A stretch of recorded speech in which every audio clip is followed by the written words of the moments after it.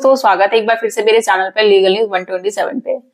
दोस्तों, आज की वीडियो में बात करूंगी, बहुत सारे ऐसे पति होते हैं ना जिनकी पत्नी ने उनपे एक नहीं अनेक बहुत सारे मुकदमे किए होते हैं। अब ऐसी स्थिति में वो मतलब जीना उनके लिए बहुत बड़ा मुश्किल टास्क हो जाता है। अब ये किस लिए होता है? ये इसलिए होता है या फिर उन्हें लड़ना नहीं आता या फिर उन्हें पूरी लीगल नॉलेज नहीं होती है।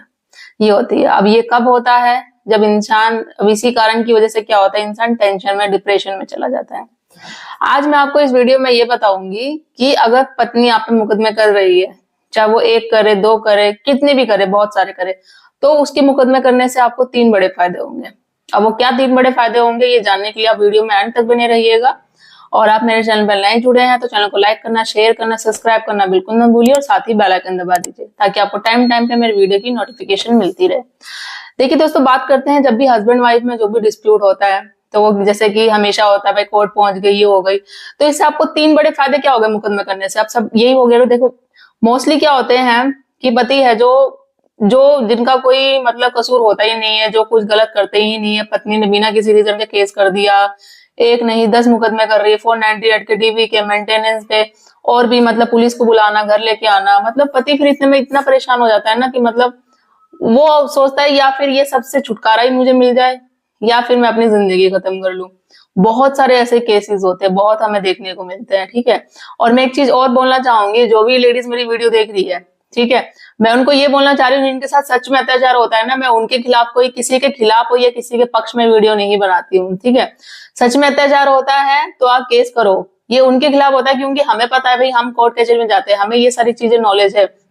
100 में से 95% होते हैं जो केसेस झूठे आते हैं बिना किसी रीजन के। पत्नियां हैं जो पति पे केस करती है, अगर वो सही भी होती हैं तो हाँ मानती हूँ, सच भी होते हैं, पति भी अत्याचार करते हैं, ऐसा नहीं है नहीं करते हैं। बट कुछ जो लेडीज होती है जिनके साथ सच में कुछ नहीं होता है ना, वो कानून का मिसयूज करती है, उनका दुरुपयोग करती है कि भाई उनके पास राइट्स दिए गए हैं तो फिर हम केस पे केस लगाते हैं, 498 करते हैं, मेंटेनेंस लेते हैं। तो ये उनके लिए है, ये उनके लिए नहीं जिनके साथ सच में अत्याचार होता है। तो आप अपने पे क्यों लेते हो? ऐसी चीजें क्यों बोलते हो कि हाँ मैं ये कर दूं, मैं पक्ष में, किसी मैं पक्ष में नहीं बना रही, मैं आपको लीगल अवेयरनेस दे रही हूँ। और ये दोनों के लिए ही होता है, आप दोनों के लिए फायदा हो, चाहे वो हस्बैंड हो या वाइफ हो। ठीक है, तो मैं बात करती हूँ, देखो अगर पत्नी यहाँ पे केसेस कर देती है, ठीक है, वो एक नहीं देती, आपको 3 बड़े क्या फायदे होंगे। पहला फायदा ये होगा, आप मान के चलो जैसे वो चली गई, उसने आप पे केस कर दिया, कोई भी केस कर दिया, मान लो चाहे 498 का कराओ, डीवी का कराओ, मेंटेनेंस का कर दो, तो इससे क्या हो गया, वो कोर्ट पहुंच गई, कोर्ट पहुंच आपके घर से तो वो निकल गई। ठीक है, फिर उसको आगे जाके रियलाइज हुआ कि भाई उसे इसने गलती कर दी है, नहीं मुझे ये नहीं करना चाहिए था, मुझे घर जाना है, ठीक है, मुझे अपने ससुराल में जाके रहना है। फिर भाई अब गलती कर दी, इतना लड़ाई झगड़ा करके पुलिस बुलाई थी, ये करेगी वो करेगी, तो फिर आप भी और ये आपके घर वाले भी नहीं चाहेंगे कि अब दोबारा वो आए।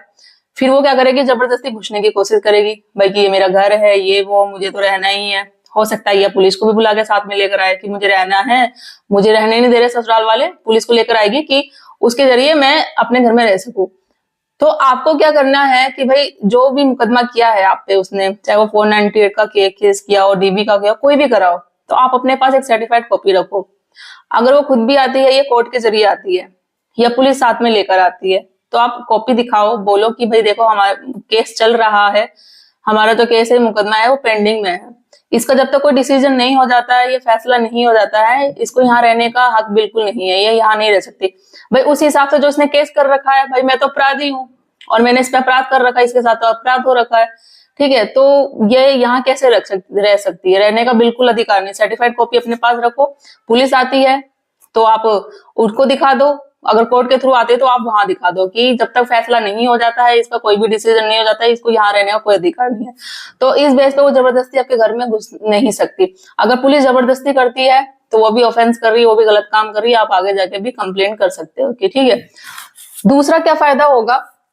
कि देखिए, जिस वजह से आपके घर में कलेश हो रहा था, रोज चिक चिक, किसी ना किसी छोटी बात पर कलेश वलेश, आस पड़ोस में पता चलना, रिश्तेदारों को पता चलना, सब चीजें, माँ बाप आपके परेशान हो रहे हैं, आप बहुत ज्यादा टेंशन में हो रहे हैं, ना घर जा रहे हैं, ना काम पे फोकस कर पा रहे हैं। मतलब वो ये कि जिंदगी होता है ना, देखो सबके साथ होता है, जो छोटी मोटी लड़ाई झगड़ा होता है ना, वो जब डेली हो जाए, हम सुबह जा रहे काम पे, शाम में आ रहे, वही फिर छोटी मोटी नोक झोंक, सास बहू की लड़ाई झगड़ा, या किसी ना किसी बात पे तुम मेरी बात मानो, वो मेरी बात माने, मतलब मैं जैसे बोल रही हूँ मेरे घर हिसाब से घर चले, तुम मेरे हिसाब से चलो, पेरेंट्स मेरे हिसाब से चले तुम्हारे। तो जो डेली कलेश होता था, अब वो तो कलेश नहीं होगा क्योंकि वो तो चली गई है। अब जो आपका घर, आप जो चाह रहे थे शांति में माहौल में अच्छे से रहे, वो आपका घर एकदम हो गया शांति माहौल में, क्योंकि गलेश आपके घर से चली ही गई है, ऑलमोस्ट कोर्ट में चली गई है। बात रही लड़ने की, तो कोर्ट में है, कोर्ट में जाके आप लड़ो। घर में तो डेली डेली किसकी जो लड़ाई झगड़ा हो रहा था वो खत्म हो गया ना, क्योंकि जो हो ही नहीं रहा था ना आप कर रहे थे किसी बात पे, ना दहेज की बात पे, जैसे वो बोलती दहेज के लिए मुझे बोला जा रहा है, ये टॉर्चर किया जा रहा है, पेरेंट्स मुझे मारते हैं, इसके सास ससुर मारते हैं, तो वो चीजें खत्म हो चुकी है। कोर्ट में जाओ, कोर्ट में लड़ो। डेली घर में लड़ने से ये एक हो गया है, मतलब पूरी तरीके से सॉल्व हो गया, तो ये फायदा आपको मिलेगा। ठीक है, थर्ड क्या बेनिफिट मिलेगा कि सपोज करो कि आपके केस को अगर उसने कोई भी केस कर दिया है, 2 साल से अधिक हो गए हैं, ठीक है, उसने ये बोल दिया कि भाई मेरे सास ससुर मुझे मारते थे, ठीक है, पति भी मुझे मारता था, दहेज के लिए ताने दिए जाते थे, मुझे मेंटली फिजिकली टॉर्चर किया जाता था और मुझे मार के घर से बाहर निकाल दिया, मैं खुद नहीं निकली, बल्कि रियलिटी ये थी वो खुद गई है बिना किसी रीजन के, और रीजन वही है कि लड़ाई झगड़ा, मेरी बातों के हिसाब से चलोगे तो ठीक है, ये मैं जो बोलती वो करो, नहीं तो नहीं भाई, एडजस्ट नहीं हो पाई, नहीं पर कहीं छोड़ के चली गई। और बाकी पुलिस और कोर्ट में ये बोलती है कि भाई मेरे क्या नाम है, मुझे बोला जाता है, दहेज के लिए टॉर्चर किया जाता था, मारपीट की जाती थी, पति भी मारता था, मुझे मार मार के निकाल दिया। अब जो भी केस किया है उसको 2 साल हो गए हैं। अब इसमें क्या बेनिफिट होगा, अगर आप कोई भी केस किया है, चाहे वो 490 डीवी हो, मेंटेनेंस हो, कोई भी हो, एवरीथिंग, ठीक है, तो 2 साल से अधिक हो गए ना, आपको ये बेनिफिट मिलेगा। आप इस बेस पे ना आपके पास एक तलाक का ग्राउंड बैठ जाएगा, आप तलाक के लिए आगे आप फाइल कर सकते हो,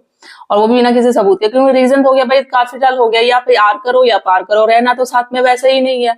तो आपके पास तलाक का ग्राउंड हो जाएगा मजबूत। और अगर बीच बीच में ये भी कर सकते हो, आपने एक तलाक से पहले, जैसे बीच में अगर 2 साल के गैप में आप एक सेक्शन 9 का भी केस कर दो, सेक्शन 9 का ये केस हो जाएगा कि भाई मैं उसे वापस लाना चाहता हूँ, बट वो वापस आने नहीं चाहती है, ठीक है, इससे ये हो जाएगा कोर्ट के पास भी सबूत हो जाएगा, देखो सेक्शन 9 पति ने तो बहुत कोशिश करी है रहने की, साथ में रखने की वाइफ को, बट वो आना ही नहीं चाहती है, आपके पास ये भी एक प्लस बेनिफिट हो जाएगा। लास्ट में एंड ऑफ द केस ये हो जाएगा कि भाई आप तलाक के लिए, कोर्ट भी देखेगा, पुलिस भी, तलाक दे ही दो, तो ये चीज हो जाएगी। जब आपको पता है कि हाँ चीजें, मुझे पता है पत्नी वापस आ ही नहीं सकती है, वो रहना ही नहीं चाहती है साथ में, ना परिवार के साथ ना मेरे साथ, तो इस तरीके से आप करो। तो ये 3 बड़े जो फायदे होंगे आपको, कोई भी पत्नी करती है आप पे, कोई भी केसेस करे, चाहे वो 1 करे, 2 करे, 10 करे, 1000 करे, तो ये 3 फायदे तो होंगे ही होंगे। तो इस हिसाब से चलिए आप, ठीक है। और एक चीज मैं और बोलना चाहूंगी कि काफी सारे जो होते हैं हस्बैंड या पत्नियां भी होती है, वो ये परेशान होते हैं कि भाई हमें एडवोकेट अच्छे नहीं मिलते, या उनकी फीस ज्यादा हायर होती है, ये चीज से रिलेटेड। तो देखो, अगर प्राइवेट वकील आप हायर नहीं कर सकते तो गवर्नमेंट फैसिलिटी भी है, गवर्नमेंट वकील आप हायर करो, ठीक है। बात रही लीगल नॉलेज की, काफी सारी, जैसे मैं भी आपको लीगल नॉलेज देती हूँ, अवेयरनेस देती हूँ, क्या राइट्स है, क्या अधिकार है, और भी वीडियोस आती हैं, आप वो भी देख सकते हैं, मेरे चैनल पे जाके बहुत सारी वीडियो वो भी देखिए। लीगल देखो नॉलेज आपको मिल ही जाएगी, आप अपने अधिकार के बारे में जानना चाहोगे ना, तो सर्च करोगे तो बहुत चीजें मिल जाएगी। अगर आपको जैसे गवर्नमेंट वकील, जो वकील होते हैं उनके भी आपके नहीं लगते हैं, तो आप एक लास्ट ऑप्शन ये भी होता है कि आप अपना केस खुद भी लड़ सकते हो, सेक्शन 32 के थ्रू आप अपना केस खुद भी लड़ सकते हो, ये भी आप कर सकते हैं लीगल वगैरह नॉलेज लेके। तो आई होप गाइस आपको वीडियो अच्छी लगी होगी, अच्छी लगी तो ज्यादा ज्यादा लोगों तक शेयर कर दी ताकि और भी लोगों तक पहुंचे और उन्हें भी बेनिफिट मिल सके। और मेरे चैनल को लाइक करना, शेयर करना, सब्सक्राइब करना बिल्कुल मत भूलिए। जल्दी मिलती हूँ मैं एक ऐसे ही इंटरेस्टिंग वीडियो के साथ, तब तक के लिए थैंक यू।